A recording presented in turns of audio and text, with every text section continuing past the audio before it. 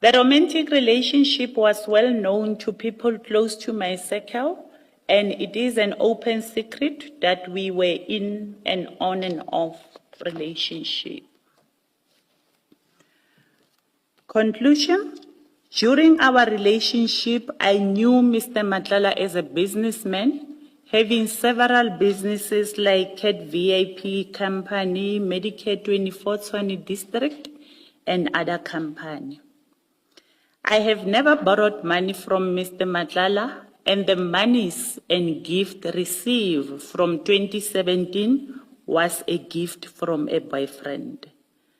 None of the gift nor monies received from him were related to me having an influence to the awarding of the tender or the execution thereof, as I started receiving them from 2017 while being in our on and off relationship. From the inception of our romantic relationship, he will pay money directly into my FNB account, but when he was requesting another bank account, I asked him why another bank account, and he stated the following.